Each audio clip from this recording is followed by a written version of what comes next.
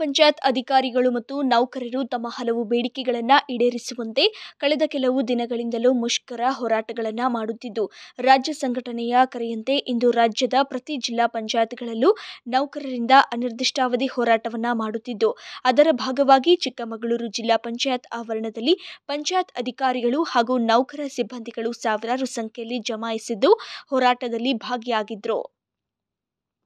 ನೌಕರರ ಮುಷ್ಕರಕ್ಕೆ ಪರಿಷತ್ ಶಾಸಕರಾದ ಸಿಟಿ ರವಿ ಸ್ವತಃ ಪ್ರತಿಭಟನೆಗೆ ಕೂತು ಹೋರಾಟಕ್ಕೆ ಬೆಂಬಲ ಸೂಚಿಸಿದರು. ಪಂಚಾಯತ್ ನೌಕರರನ್ನ ಜೀತದಾಳುಗಳಂತೆ ದುಡಿಸಿಕೊಳ್ಳಲಾಗುತ್ತಿದ್ದು, ಸರಿಯಾದ ವೇತನ, ಭತ್ಯೆ, ವಿಮಾ ಸೌಲಭ್ಯ, ಬಡ್ತಿಗಳನ್ನು ನೀಡದೆ ಕೆಲಸ ಒತ್ತಡವನ್ನು ಹೇರಿ ದುಡಿಸಿಕೊಳ್ಳಲಾಗುತ್ತಿದೆ ಅಂತ ಆರೋಪಿಸಿದರು. ಇಲ್ಲಿ ಗ್ರಾಮ ಪಂಚಾಯತಿ ನೌಕರರನ್ನ ಸರ್ಕಾರಿ ಜೀತದಾಳುಗಳಾಗಿ ಭಾವಿಸಬಾರದು. ಜೀತ ಪದ್ಧತಿಗೆ ಮುಕ್ತಿಯನ್ನ ನಾವೇ ಹಾಡಿದ್ದೇವೆ, ನಾವೇ ಕೊನೆ ಹಾಕಿದ್ದೇವೆ. ಜೀತ ಪದ್ಧತಿ ಇರಬಾರ್ದು ಅಂತ ಹೇಳಿ. ಆದ್ರೆ ಈಗ ಒಂದ್ ರೀತಿ ಸರ್ಕಾರಿ ಜೀತ ಪದ್ಧತಿಯನ್ನು ನಡೆಸ್ತಾ ಇದ್ದೀರಿ ಅನ್ನೋತಕ್ಕಂಥ ಭಾವನೆ ಬರ್ತಾ ಇದೆ. ಆ ಸರ್ಕಾರಿ ಜೀತ ಪದ್ಧತಿಗೆ ಕೊನೆಯಾಗಬೇಕು. ಕೊನೆಯಾಗಿ ಮಾನವೀಯ ನೆಲೆಯಲ್ಲಿ 11 ವೃಂದದ ಬೇಡಿಕೆಯನ್ನ ಪರಿಗಣಿಸಬೇಕು ಅಂತೇಳಿ ನಾನು ಆಗ್ರಹ ಪೂರ್ವಕವಾಗಿ ಒತ್ತಾಯಿಸುವ ಜೊತೆಗೆ ಮುಂಬರ್ತಕ್ಕಂಥ ಅಧಿವೇಶನದಲ್ಲೂ ಕೂಡ ವಿವಿಧ ರೂಪದ ಪ್ರಸ್ತಾವನೆಗಳನ್ನ ಹಾಕೋದ್ರ ಮೂಲಕ ನಿಮ್ಮ ನ್ಯಾಯಯುತವಾಗಿರ್ತಕ್ಕಂಥ ಬೇಡಿಕೆಯ ಪರವಾಗಿ ಒಬ್ಬ ವಿಧಾನ ಪರಿಷತ್ತಿನ ಸದಸ್ಯನಾಗಿ ಧ್ವನಿ ಎತ್ತುವ ಕೆಲಸವನ್ನ ಮಾಡ್ತೇನೆ ಅಂತಕ್ಕಂಥ ಮಾತನ್ನ ಈ ಸಂದರ್ಭದಲ್ಲಿ ಹೇಳ್ತಾ, ಚುನಾಯಿತ ಪ್ರತಿನಿಧಿಗಳು ಮತ್ತು ಆಡಳಿತಶಾಹಿ ಒಂದು ಬಂಡಿಯ 2 ದಾಲಿಗಳ ರೀತಿಯಲ್ಲಿ ಕೆಲಸ ಮಾಡಬೇಕು. ಇನ್ನೂ ಹೇಳಬೇಕು ಅಂದ್ರೆ ಜೋಡೆತ್ತು ಅಂತ ಆಗಾಗ ರಾಜಕೀಯದಲ್ಲಿ ಪ್ರಯೋಗ ಆಗ್ತಿರುತ್ತೆ. ಜೋಡೆತ್ತಿನ ರೀತಿಯಲ್ಲಿ ಕೆಲಸ ಮಾಡಿದ್ರೆ ಮಾತ್ರ, ಇಲ್ಲದೆ ಇದ್ರೆ ಎತ್ತಿ ಏರಿಗೆ ಎಳೆದ್ರೆ ಕೋಣ ನೀರಿಗೆ ಎಳೆದಂಗೆ ಆಗುತ್ತೆ.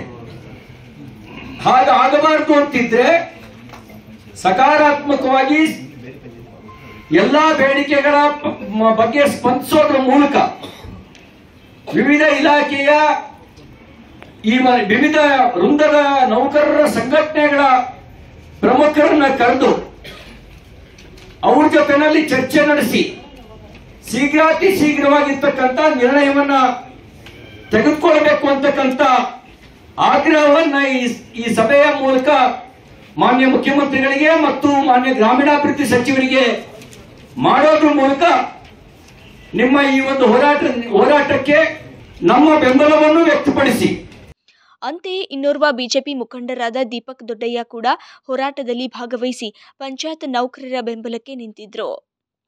ಗ್ರಾಮ ಪಂಚಾಯಿತಿಯ ಪಿಡಿಒ, ಎಸ್ಡಿಎನ್ ನೌಕರರು, ನಿರ್ಗಂಟಿ ಹಾಗೂ ಪಂಚಾಯತ್ ನೌಕರರ ಸಂಘದ ಪದಾಧಿಕಾರಿಗಳು ತಮ್ಮ ಬೇಡಿಕೆಗಳು ಮತ್ತು ಸಮಸ್ಯೆಗಳನ್ನು ಈಡೇರಿಸುವವರೆಗೂ ನಿರಂತರ ಹೋರಾಟ ಮಾಡುತ್ತೇವೆ ಎಂದು ಎಚ್ಚರಿಕೆ ನೀಡಿದರು. ಇಲಾಖೆ ಅಂತ ಕರಿತೀವಿ. ಗ್ರಾಮೀಣಾಭಿವೃದ್ಧಿ ಮತ್ತು ಪಂಚಾಯತ್ ರಾಜ್ ಇಲಾಖೆಯ ಎಲ್ಲ 11 ಜಿಲ್ಲಾ ಸಂಘಗಳು ಚುನಾಯಿತ ಪ್ರತಿನಿಧಿಗಳ ಒಕ್ಕೂಟದ ಒಂದಿಗೆ ನಾವು 4ನೇ ತಾರೀಕು ಬೆಂಗಳೂರಿನಲ್ಲಿ ನಾವು ಈ ಒಂದು ಹೋರಾಟಕ್ಕೆ ನಾಂದಿ ಹಾಡಿದ್ದೀವಿ. ಮೊದಲನೇದಾಗಿ ಈಗಾಗಲೇ ಆಕ್ಚುಲಾಗಿ ತದನಂತರ ತೀರ್ಮಾನದಂತೆ ರಾಜ್ಯ ಮಟ್ಟದ ತೀರ್ಮಾನದಂತೆ ಪ್ರತಿ ಜಿಲ್ಲಾ ಪಂಚಾಯತಿಯಲ್ಲಿ ಎಲ್ಲ ಜಿಲ್ಲಾ ಪಂಚಾಯತಿಯಲ್ಲಿ ಈಗೇನು ನಾವು ಆಗಲೇ ಎಲ್ಲ ವಿವಿಧ ವೃಂದ ಸಂಘಗಳ ಬೇಡಿಕೆಗಳನ್ನೆಲ್ಲ ಕೊಟ್ಟಿದ್ದೀವಿ. ಅದೆಲ್ಲ ಈಡೇರೋ ತನಕ ನಾವು ಅನಿರ್ದಿಷ್ಟಾವಧಿ ಮುಷ್ಕರ ಮಾಡಬೇಕು ಅಂತ ತೀರ್ಮಾನ ಮಾಡಿ ಈಗ ನಾವು ಇಲ್ಲಿ ಈ ಒಂದು ಹೋರಾಟವನ್ನು ಶುರು ಮಾಡಿದ್ದೇವೆ. ಪ್ರಮುಖ ಬೇಡಿಕೆಗಳು ನಮ್ಮ ಎಲ್ಲ ವೃಂದ ಸಂಘಕ್ಕೆ ಸಂಬಂಧಪಟ್ಟಂತೆ ಎಲ್ಲ ಬೇಡಿಕೆಗಳಿದ್ದಾವೆ. ಅದಕ್ಕೆ ಸಂಬಂಧಪಟ್ಟಂಗೆ ಹೇಳಬೇಕು ಅಂದರೆ ಪಂಚಾಯತಿ ಅಧಿಕಾರಿಗಳಿಗೆ ಸಂಬಂಧಪಟ್ಟಿದ್ದಾವೆ. ಅದೇ ಥರ SDS, ಅದೇ ಥರ ಸೆಕ್ರೆಟರಿಗಳು, ಹಾಗೆ ನಮ್ಮ ಬಿಲ್ ಕಲೆಕ್ಟರ್ಸು, ವಾಟರ್ಮ್ಯಾನ್ಸು, ಸ್ವಚ್ಛತಾಗಾರರು, ಇವರಿಗೆಲ್ಲ ವೃಂದ ಸಂಘಗಳಿಗೆ ಸಂಬಂಧಪಟ್ಟಂಥ ಏನೇನು ಬೇಡಿಕೆಗಳಿದ್ದಾವೆ, ಸಮಸ್ಯೆಗಳಿದ್ದಾವೆ ಅದನ್ನೆಲ್ಲ ನಾವು ಈಗಾಗಲೇ ಪಟ್ಟಿ ಮಾಡಿ ಅಂತ ಕೊಟ್ಟಿದ್ದೀವಿ. ಅದಕ್ಕೆ ಸಂಬಂಧಪಟ್ಟಂತೆ ಮೊದಲಾಗಿ ನಮ್ಮದು ಜ್ಯೇಷ್ಠದ ಪಟ್ಟಿನ ಫೈನಲೈಸ್ ಮಾಡಿ ಅಂತ ಹೇಳ್ತಾ ಇದ್ದೀವಿ. ಯಾಕಂದರೆ ಒಂದ್ಸಲ ಜ್ಯೇಷ್ಠದ ಪಟ್ಟಿ ಫೈನಲೈಸ್ ಆದರೆ PDOs ಮೇಲ್ಗಡೆ ಪ್ರಮೋಷನ್ ಆಗುವ ತಕ್ಷಣ ಗ್ರೇಡ್ 1 ಸೆಕ್ರೆಟರೀಸ್ ಬರ್ತಾರೆ PDOs ಆಗಿ. ಅದೇ ಥರದಲ್ಲಿ ಗ್ರೇಡ್ 2 ಸೆಕ್ರೆಟರೀಸ್, ಗ್ರೇಡ್ 1 ಸೆಕ್ರೆಟರಿ ಆಗ್ತಾರೆ. ಯಾಕೆ ಗ್ರೇಡ್ 2 ಹುದ್ದೆಗಳು ಖಾಲಿ ಆಗ್ತವೆ ಅದಕ್ಕೆ DOs ನಮ್ಮ ಬಿಲ್ ಕಲೆಕ್ಟರ್ಸ್ ಇವರೆಲ್ಲ ಕೂಡ ಬಂದು ಪ್ರಮೋಷನ್ಗೆ ಬರ್ತಾರೆ. ಹಾಗೆ ಫಸ್ಟ್ ಇದು ಮಾಡಿದ್ರು. ಅದೇ ಥರದಲ್ಲಿ ಇನ್ನು ಸಾಕಷ್ಟು ಬೇಡಿಕೆಗಳನ್ನು ನಾವು ಇದು ಚುನಾಯಿತ ಪ್ರತಿನಿಧಿಗಳು ಕೂಡ ಅವರ ಒಕ್ಕೂಟ ಕೂಡ ಸಾಕಷ್ಟು ಬೇಡಿಕೆಗಳನ್ನು ಕೊಟ್ಟಿದೆ. ಎಲ್ಲ ಸಿಂಪಲ್ ಆಗಿರುವಂಥ ಬೇಡಿಕೆಗಳು, ಅದಕ್ಕಿಂತ ನಮಗೆ ಸಕಾರಾತ್ಮಕವಾಗಿ ಏನು ಸಿಕ್ಕಿಲ್ಲ. ಹಾಗಾಗಿ ಹೋರಾಟ ಮುಂದುವರೆದಿದೆ. ನೀವು PDO ಇದರಿಂದ ಪ್ರತಿನಿಧಿ. ನಾನು ಇದು ಚಿಕ್ಕಮಗಳೂರು ಜಿಲ್ಲಾ PDO ಸಂಘದ ಪ್ರಧಾನ ಕಾರ್ಯದರ್ಶಿ ಆಗಿದ್ದೇನೆ. ನಿಮ್ಮ PDOಗಳ ಬೇಡಿಕೆಗಳು ಏನಿದೆ? ನಾನು ಅದನ್ನ ಓದ್ಬಿಡ್ತೀನಿ ಪಟ್ಟಿಗೆ. 4 ಹೇಳಿ ಸರ್. ಈಗಾಗಲೇ ಆ್ಯಕ್ಚುಲಾಗಿ ಎಲ್ಲ ನಮ್ಮ ಪಂಚಾಯತಿ ಅಭಿವೃದ್ಧಿ ಅಧಿಕಾರಿಗಳ ಎಲ್ಲ ಹುದ್ದೆಯನ್ನು ಆ್ಯಕ್ಚುಲಾಗಿ ಅದನ್ನು ಬಿ ದರ್ಜೆಗೆ ಅಪ್ಗ್ರೇಡ್ ಮಾಡಬೇಕು ಅನ್ನೋದು ನಮ್ಮ ಪ್ರಮುಖವಾದ ಬೇಡಿಕೆ. ಅದೇ ಥರದಲ್ಲಿ ಈಗಾಗಲೇ ಏನಂದರೆ ಸರ್ಕಾರದ ಒಂದು ಸುತ್ತೋಲೆ 7 ವರ್ಷ ಸರ್ವಿಸ್ ಮಾಡಿರುವಂಥ PDOs ಆಗ್ಬೋದು ಅಥವಾ ಗ್ರಾಮ ಪಂಚಾಯತಿ ಸಿಬ್ಬಂದಿಗಳ ಸೆಕ್ರೆಟರೀಸ್ ಸರ್ಕಾರಿ ನೌಕರರಾಗ್ಬೋದು ಅವ್ರನ್ನೆಲ್ಲ ಬೇರೆ ತಾಲೂಕಿಗೆ ಕಡ್ಡಾಯವಾಗಿ ವರ್ಗಾವಣೆ ಮಾಡಬೇಕು ಅಂತೇಳಿ ಅದನ್ನು ಕೈ ಬಿಡಬೇಕು ಅಂತ ನಮ್ಮ ಒಂದು ಬೇಡಿಕೆ ಇದೆ.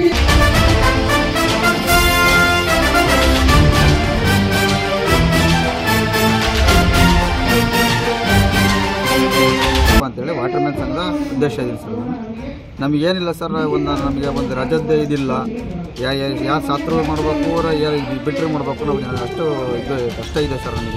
ನಮಗೆಲ್ಲ ಇದನ್ನು ಸೇರಿ ಈ ಸೇರಿಯಲ್ಲಿ ಒಂದೇ ಸಂಬಳ ಕೊಡ್ತಿದ್ದಾರೆ. ಆವಾಗ ಇಷ್ಟು ವರ್ಷ ಸೇರಿದವರಿಗೆ ನಾವು 30 ವರ್ಷದಿಂದ ಕೆಲಸ ಮಾಡಿದ್ರೆ ಅಷ್ಟೇ ಸಂಬಳ ಕೊಡ್ತಾರೆ ಸರ್. ನಮ್ಮ ನ್ಯಾಯಯುತವಾಗಿ ನಮ್ಗೆ ಸಂಬಳ ಕೊಟ್ಟರೆ ಕೇಳ್ತೀವಿ. ಇವರು ಟೆನ್ಷನ್ ಏನಿಲ್ಲ ಸರ್, ನಮಗೆ PF ಇಲ್ಲ, ಒಂದು ESI ಇಲ್ಲ, ಏನೇ ನಮ್ಮ ಫೆಸಿಲಿಟಿ ಏನಿಲ್ಲ ಸರ್. ನಾವು ಹೆಂಗೆ ದಿನಗೂಲಿ ಹೆಂಗೆ ಕೆಲಸ ಮಾಡ್ತೀವಿ ಅದೇ ಥರ ಕೆಲಸ ಮಾಡ್ತಿದ್ದೀವಿ.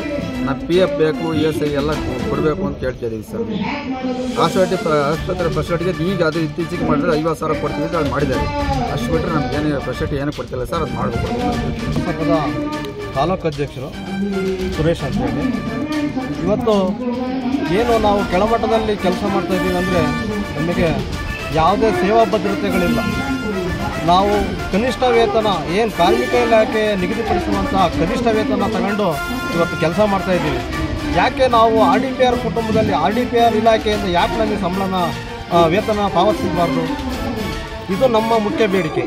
ನಮಗೆ ಏನು ಸೇವಾ ಹಿರಿತನ ಈಗ 15-20 ವರ್ಷಗಳಿಂದ ಸೇವೆ ಸಲ್ಲಿಸ್ತಾ ಬಂದಿದ್ದೀವಿ.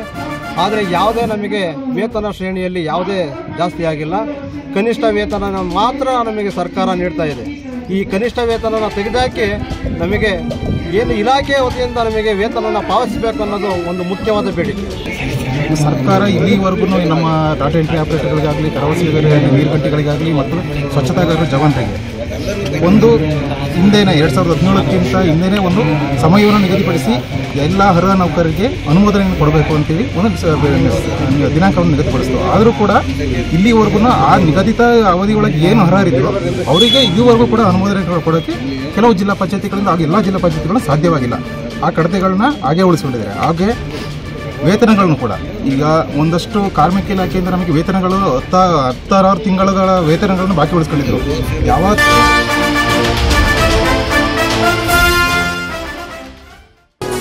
ಸುದ್ದಿ 18 ಸದಾ ನಿಮ್ಮೊಂದಿಗೆ.